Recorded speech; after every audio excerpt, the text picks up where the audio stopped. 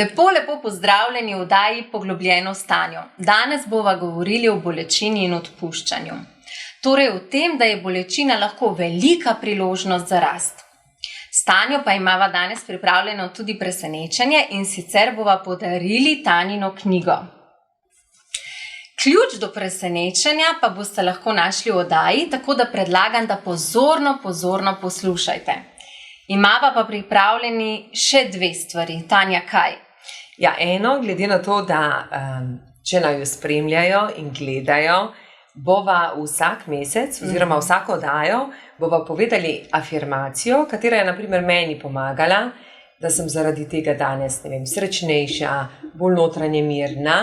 Tisto afirmacijo, katero bomo povedali, bojo oni ponavljali, ne samo 21 dni, kar 30 dni, s tem boste postali boljša oseba, mi bomo pa potem podelili nagrado. Tisti, katera bo to pač dobro naredila. Ne? Torej, mesečna afirmacija bo ključ do nagrade, tako da pozorno poslušajte, ker je pa Tanja zelo zahtevna do svojih strank in do vseh nas in tudi do sebe, nam pa vedno daje tudi nalogo in vaje. In tudi vajo bomo dobili. Tako, točno to, ker zdaj glede na to, da bomo danes govorili o bolečinah, in tudi afirmacijo bomo delili na ta način, bomo še pa potem oddelali eno nalogo, ki nam bo pomagala, da bomo hitreje odpuščali in tudi delali na svojo bolečino. In ko odložimo stare stvari in imamo priložnost prevzeti nekaj novega. Ampak to bo vas proti potem med pogovorom. Ja. Sedaj bova pa zavrteli čas malo nazaj, v konec decembra, ko si z vsemi nami delila, da si v globoki bolečini in si nam tudi zaupala, da si prvič v življenju vzela cel mesec, torej cel januar zase, za svojega moža in za družino. Kako to?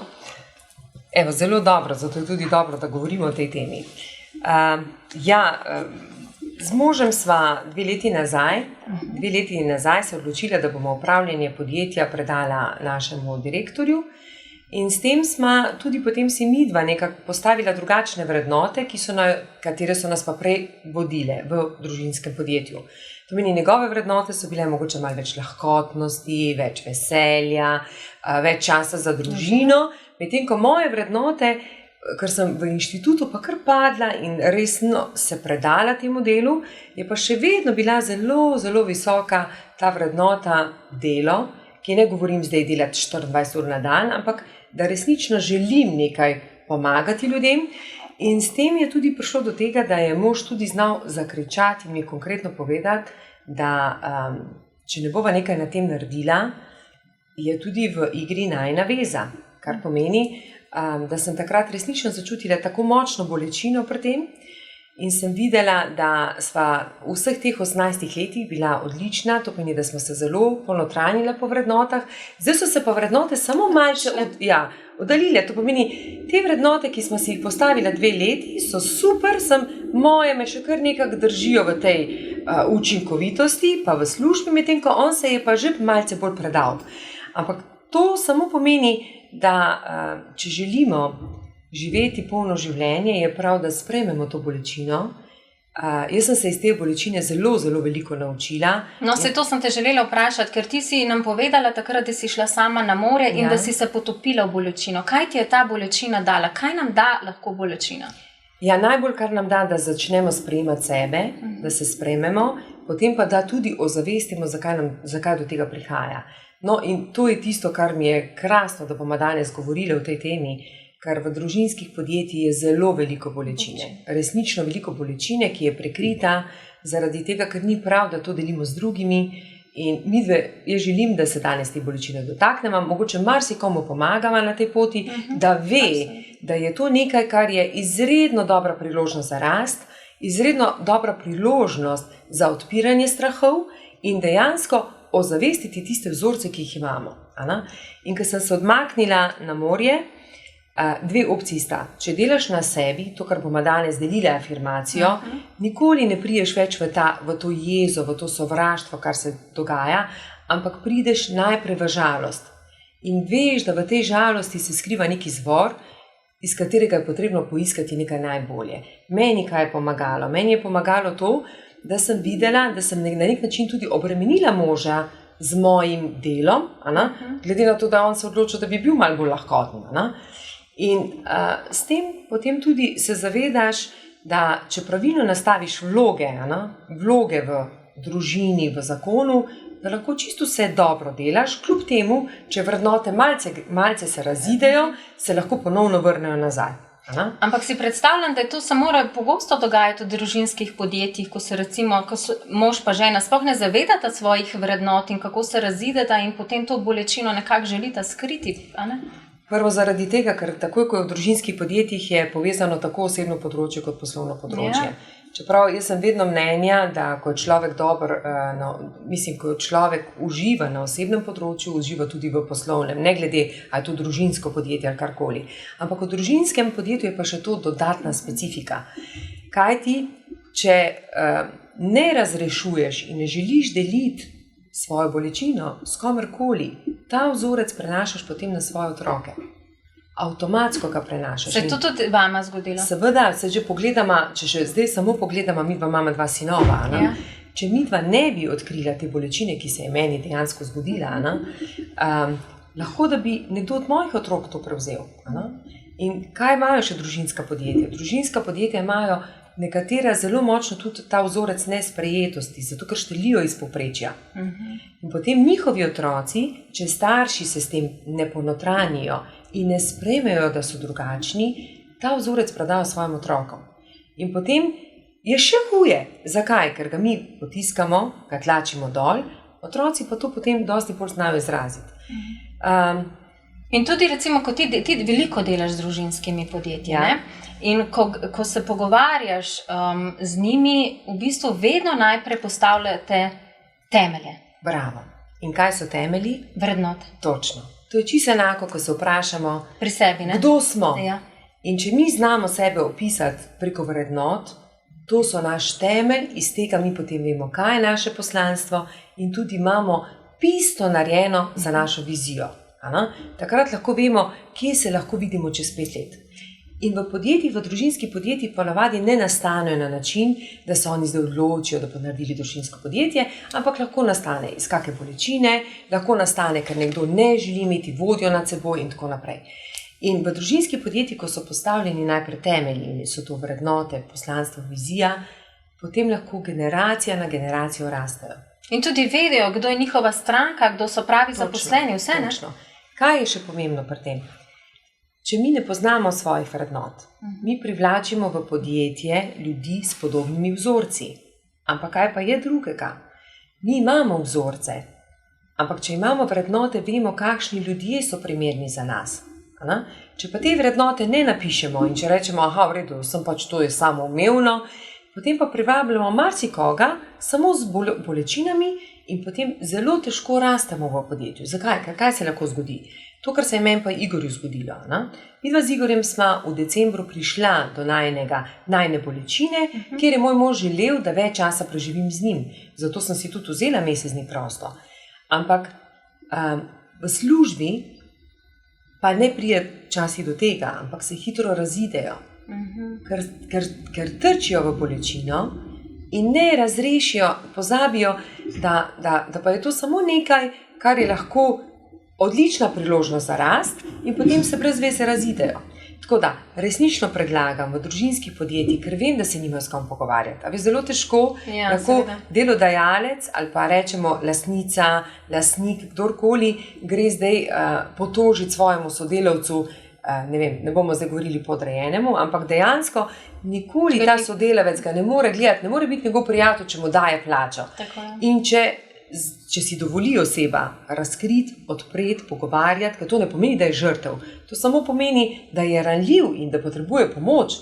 Takrat lahko se poveže s podobno mislečimi in takrat tudi privablja v svoje podjetje drugačne ljudi. S katerimi potem tudi lažje raste. Tako, lažje kreira podjetje, ustvarja, ponotranji vse vrednote, živi poslanstvo. Tako da Odkrivanje bolečin je na nek način, lahko bi se midve zdaj pogovarjali 3 ure o tej temi, pa bi mogoče, če mi dovoliš, da bi mogoče kak konkreten primer povedala. Konkreten primer pa še to, da poveš, kako pomembno je, da se v podjetju najde kompromis glede vrednot. Zelo dobro. Super, hvala za to. To je tudi zelo pomembna tema. Greva najprej se dotakniti tega, če mi ne postavimo vrednote, kaj se lahko zgodi v družini. Mi smo prevzeli podjetje, pa bova vzeli 3 generacije. Tako. To je najboljša varianta, da predstaviva. Imamo eno generacijo, kjer je mogoče oče in mama sta začela delati zaradi tega, ker ni bilo služb. In sta bila obrtnika. Bila sta zelo delovna, ampak ponižna do vseh ostalih. Ko so se pridružili otroci v to podjetje, oni niso postavljali vrednot. Ampak otroci so že povzeli njihove vrednote, predvsem kaj pa so povzeli? So povzeli vzorce ponižnosti, to pomeni kar delaj, bodi tiho in tako naprej. Zdaj sem eno zbrala. Naštevljivanja. Tako, sem samo eno zbrala. In zdaj ta otrok si želi narediti spremembe, ker če on ima vrednot, on jih ne, on bo spet samo kimal ali pa bo potrpel to, kar oči pravi. Ta 3. generacija potroji vse te vzorce. Zato je dobro, ko enkrat nastavite vrednote, da lahko otroci se tudi prebudijo in rečejo: oči, lej, če je tvoja vrednota bila pogum, je tudi moja. In če je moja vrednota pogum, potem želim nekaj spremeniti v naši organizaciji, v našem podjetju. To pomeni, in preko vrednot vsi rastejo. Rastejo tako osebnostno, rastejo procesno, organizacijsko, rastejo prihodkovno, vse se dela skozi vrednote. In kakšen konkreten primer, recimo, če bi ga omenila iz svojega dela? Ja, naprimer, to je primer, v tem primeru, če otrok, če sine ni, to meni deda je imel, ali pa je začel, stari starši, potem je sine prevzel ta isti vzorec in potem, če niso vrednote, se to pri 3. pri vnuku, to eksplodira. Je še 3-krat hujše. In naprimer, v takem podjetju imam izredno dobre rezultate, ko postavljamo temelje, to pomeni vrednote, poslanstvo in vizijo. Se definitivno za 2-krat poveča organizacijska kultura, ker ljudje vedo, zakaj so tam, povečajo se prihodki, definitivno se povečajo, potem izboljša se fokus, kaj v resnici želimo delati. In najbolj, kaj je pomembno, izboljša se tudi dodana vrednost. Kar pomeni, to pomeni, povečajo se prihodki in dodana vrednost. Tako da resnično priporočam, da so vrednote osnova za razkrivanje česarkoli in tudi za sprejemanje bolečine. Zato zdaj razumemo, zakaj ti ves čas poudarjaš te vrednote, ne? Hvala za to, ker to je res neka osnova pri meni. Jaz nikamor ne grem, tudi pri kadrih. Se še to lahko navezuje, ko mi ponotranjimo vrednote, znamo tudi zaposlovati prave ljudi z podobnimi vrednotami. Pomeni, bomo spet delili en primer, to je pa iz drugega podjetja, da bomo malo pa povezali, če pa se ne ponotranji oseba s vrednoto. V eni organizaciji so na vodstveni skupini se sestavila skupina, ki bodo prevetrili, ali so to tiste vrednote, za katerimi stojijo v podjetju. In se je zgodil primer, kjer se hčera ni ponotranjila z eno izmed vrednot. To pomeni, mi ne gremo zdaj tako, da pa rečemo, ok, ona se ni ponotranila, vendar poskušamo približati njej to vrednoto. Na 101 način. To pomeni, če ona reče, ta vrednota ni zame, jaz jo ne čutim, pa če jo skupina čuti, poskušamo poiskati tako dolgo kompromise na način, da je ona res ponotrani. Ker ko jo ponotrani, takrat je vrednota sprejeta in takrat je postavljena opeka, tako kot rečemo, plata pred hišo, ali pa opeka kakorkoli, ali pa rečemo prvi temelj, da lahko podjetje raste. Tako da vsem družinskim podjetjem predvsem predlagam najprej postaviti temelje. Ker ko so temelji postavljeni, lahko gradiš. Tako. To mi je škoda, da nimam zdaj mojih sodelavcev tlele, vendar nas resnično pohvalijo iz vseh agencij, iz katerekoli pridejo, da se čuti, kako ljudje živijo vrednote. Zdaj imamo enega snemalca tam na drugi strani, bi ga lahko vprašali, ampak zdaj ni to tema. To je osnova za karkoli naprej. In je tudi pomembno, da se v bistvu zapišejo. Tako. V svoji knjigi si delila veliko ran. Tako. In veliko bolečin. In ena izmed bolečin, ki si jo delila, je bila tudi, ko si dobila prvo javno nagrado. To se verjetno navezuje na tisto, ko si ti prišla v družinsko podjetje, pa so želeli, da je vse potiho, ti si pa želela več. In v bistvu so ignorirali ta tvoj uspeh. Glih to, zaradi tega, ker moja tašča in moj tast sta se bala, jih je bilo strah, kaj bo do sedaj, ko bo pa podjetje Skaza prepoznavno na trgu.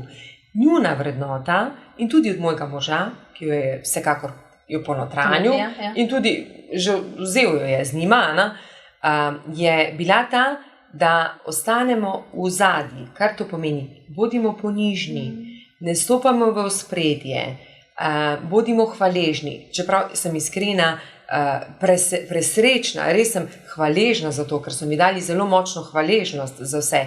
Vendar tu so bile potem borbe med nami. In kaj je bilo? Od mojega tasta je vrednota pogum. In zato tako rada to govorim. Jaz imam konkretne primere, kjer smo se mi dva bodla tudi po vrednoti. Moj tast je vedno želel, da smo mi nekaj več, nekaj drugače, vendar ne, da smo vidni. Ampak imeli smo najboljše plače, delali so ljudje, ne vem, tako. Mislim, res je želel, da smo drugačni od ostalih. On je s tem bil pogumen. In potem, ko je prišla do moje vrednote pogum, je bila pa drugače. Sem rekla, dragi dedi, zdaj bi pa jaz to malo drugače. Vam je to pomenilo, meni pa še pomeni nekaj več. Ampak sva bila skladna. Imela sva borbe na nek način, ampak sva pa vedela, da naj jo veže ista vrednota. Če pa tega ne bi vedela, bi pa lahko bilo kaj drugače. In tudi zdaj, ko delaš z družinskimi podjetji, v bistvu jim svetuješ, ko rastejo, ko postajajo prepoznavni, da si najdejo kakšnega strokovnjaka za komuniciranje. Tako, absolutno pa tudi to. Ko najprej postavimo temelje, nam je tako svet lepši. 2 dni nazaj, preden zdaj snemamo to oddajo, je prišel ena moja stranka, in ena stranka je prišla k nam, družinskega podjetja, in so mi rekli, da jim je to omogočilo tako preteklost, da so lahko potrdili, da so dobro delali, sedanjost in postavilo zelo, zelo, zelo dobro vstopnico ali rečemo za prihodnost. Kaj se pa potem zgodi? Potem pa se spet najdemo v bolečini, ker mislimo, da je vse prav, da mi vse znamo in da vse zmoremo. In takrat vidim, da imamo tako močne strokovnjake okoliko, res dobre delodajalce, družinska podjetja, vendar imajo blokado govoriti, kaj v resnici znajo. In takrat lepo prosim, kaj je njihovo poslanstvo. In takrat lepo prosim, da si najdejo pomoč. Mi to v programu tudi imamo, to pomeni, meni je želja, resnično mi je želja, da čisto vsako pride k meni, da to tudi omogočimo, to tudi predlagam, da bo tudi Eva tista, pa še mogoče kdo drug, ko pomaga omogočiti, osvoboditi delodajalca, lastnika, vodjo, kakorkoli direktorja, s tem, da lahko osvobojeno govori, kdo v resnici je, zakaj to počnejo in kam gre. Kakšna je njihova vizija. Tako. Vsi smo že kdaj koga hote ali ne hote prizadeli in tudi drugi nam. Kaj nam svetuješ, kako naj se lotimo tega odpuščanja, to je pred mesečno afirmacijo. Ja. Kaj nam svetuješ, kako naj se lotimo tega odpuščanja drugim in sebi? Ker s tem zameram in žalostjo je težko hoditi naprej, ne? Najbolj jim bo pomagala vsekakor afirmacija, mi bomo pa predlagali in sicer, jaz še to danes počnem, kar bom delila z vami, čisto vsak mesec, enkrat počnem, predvsem zaradi tega, da se ne nabirajo v meni mogoče kakšne zamere, kakšna jeza, kakšna žalost in s tem se osvobodim. In pomeni, da me ne zanima mnenje okolice, dam na svoje mnenje, sprejemam sebe in ko ti sprejemaš sebe, si tudi dovoliš, da štrliš malce ven. A veš, ni tak izziv, da te pa to zdaj moti. In zdaj vaja je narejena, škoda, vzamemo si list papirja, navaden list papirja, viš, to smo pa svinčnik, tako. Pa svinčnik in začnemo napisati si čisto osnovne stvari. Odpuščam si, samo odpuščam si. In potem napišete, najprej lahko si seveda napišete krasen dan in potem začnete nekaj svojega, potem pa odpuščam si za naprimer, ker sem bila premalo z otrokom. Tako, recimo. Zelo dobra, ker imamo občutek krivde, največkrat v družinskih podjetjih imamo izziv, ker se nam zdi, da smo zelo premalo časa s otroci in potem, ko smo stari, razmišljamo, kaj bi bilo potrebno, da pišemo odpuščam si, ker sem premalo z otrokom. Odpuščam si, Ker sem pojedla sladkarije. Zelo dobro. Odpuščam si, ker sem mogoče užalila svojega sodelavca. Odpuščam si, ena zelo dobra zadeva. Odpuščam si, ker ne znam rešiti izziva. To pomeni, se razbremenimo, damo rukzak dol, nismo v vlogi žrtve in sprejmemo bolečino, ker ko mi sprejmemo to bolečino, oziroma se nam odpre, eni rečejo mati Marija, takrat pride učitelj in takrat si dovolimo tudi poiskati pomoč. Kaj naredimo? Lahko imate karkoli, odpuščam si, ker sem zahtevna do sebe, ta je ena izmed mojih močnih, odpuščam si, ker zamujam in tako naprej. Skratka, to si napišejo, to si napišejo. Tako, potem pa kaj naredimo? Če imate možnost, potem nesejo ogenj, zakurijo, odtrgajo in vržejo noter in potem samo reče, zdaj smo pa pol skoraj pri afirmaciji. No, zdaj skratka pa vržemo v stranišče, ne? Tako, ampak še rečemo, odpuščamo si za vse rane, ki sem si jih zadala in se osvobajam. Zelo pomembno je na koncu, da se osvobodimo. S tem, ko odpustimo, se tudi osvobodimo. In to priporočava enkrat na teden, cel mesec, ne? Ja, midve zdaj glede na to. Bomo delali. Ja, Eva je že zdaj navajena, da z mano je potrebno nekaj delati, ker če ne delamo, Eva pol je tako, pol ostanemo skozi v neki vlogi, če pa delamo, vam pa garantiram, resnično garantiram. Rezultate in napredek. Res, že v enem mesecu to, kar boste počeli, kaj boste pa še v 3 mesecih, pa še ne vprašajte, kaj vse se bo zgodilo. Zdaj pa dajva še mesečno afirmacijo, povedati, ki jo boste tudi videli spisano na ekranu in sicer. Afirmacija, Eva, se opravičujem, ne vem, če sem dokončala ta del, to pomeni, strgamo papir, ga damo na ogenj ali pa naredimo, gremo na WC, na toaleto, strgamo na koščke in vržemo in rečemo, odpuščam si za vse rane in si osvobajam in samo spustite. Potegnemo.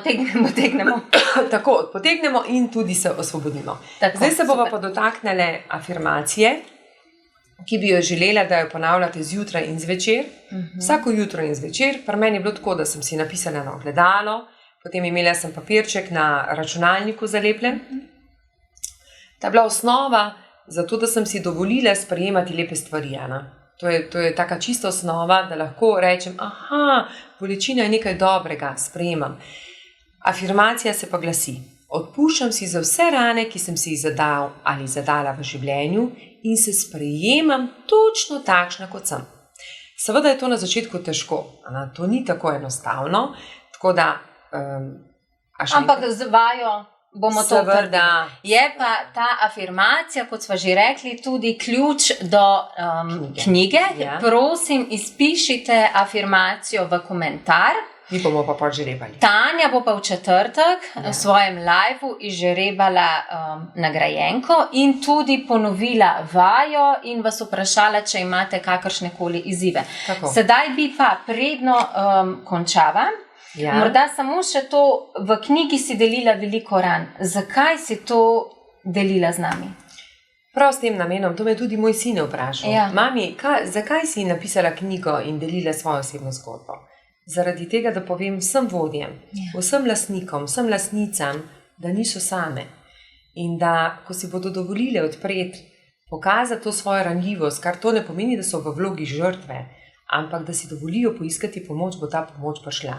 Jaz sem danes noro bolj osvobojena, sprejemam sebe, sprejemam druge, nikogar ne obsojam, ker ni potrebe potem.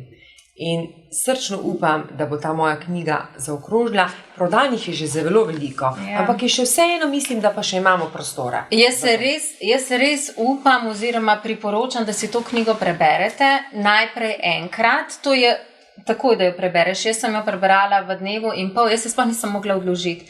Potem pa še enkrat preberete, da naredite vaje.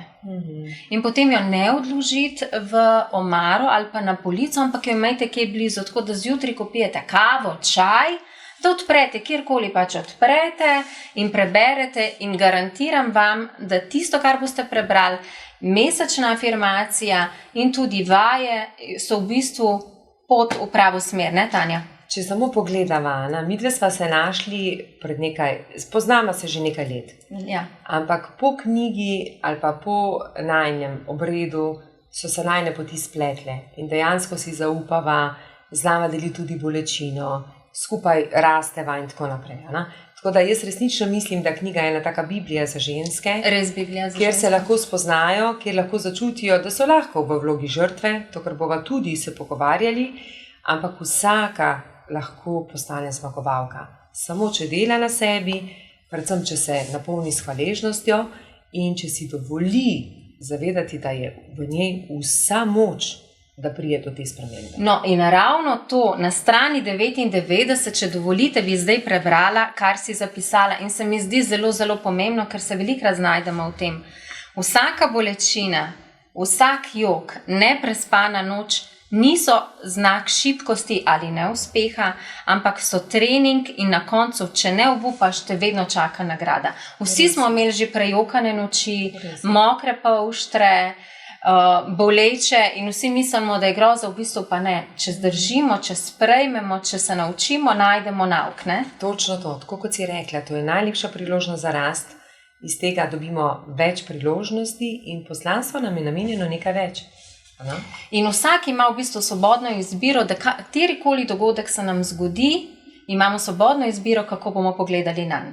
Točno tako. In žrtev pogleda na nek način, zmagovalec na nek drug način. Res je. In to je tema najine naslednje oddaje. Točno tako. Mi bova se pogovarjali o tem, zakaj so žrtve tiste, ki iščejo hrano v tem, da jih nekdo pomiluje, in zakaj zmagovalec se zaveda, da samo s hvaležnostjo, vsem tem, kar se mu zgodi, lahko zraste in gre kot zmagovalka ali pa zmagovalec naprej. Super. Bi pa mogoče še rada podelila. Nikakor ne moremo rasti ali pa se ne razvijati, če ne širimo to, kar se nam dogaja, pa kar mi naredimo spremembo na sebi, ne podelimo z nekom drugim. Tako da, dragi moji, res si to želim, da če začutite nekoga, da imate prijatelja, prijateljico, da je v stiski, da je v bolečini, delite ta video. Veseli bova, da delite. Ja, ampak tudi širite s tem obilje. To pomeni, ko jaz nekomu pomagam, pravijo tako, to, kar daješ, to dobiš. In ko mi delamo spremembo, mi je vedno lepo pri mojih strankah videti, zdaj to niso več stranke, to so prijatelji, ko vidim, ko podelijo z njimi naprej in ko rečejo, dej probi tudi ti na takšen način in mu svetujejo, kaj bi bilo zanj dobro. In kaj je tudi njemu pomagalo. Tako, kaj njemu pomagalo. Jaz se seveda z orodji, z gledom najbolj pokažemo. Tako da bomo veseli, če boste delili naše videe. Mislim, da me Eva dobro pripravi, da poskušamo najti najbolj bistvene stvari za vas. Sporočila za vas, da lahko tudi vi rastete z nami. Super, Tanja, hvala lepa še enkrat za knjigo, ki jo boš podelila, za afirmacijo in za vajo. Mi pa se vidimo že kar maja. Ja, tako. Prvi ponedeljek maja. Hvala lepa. Hvala.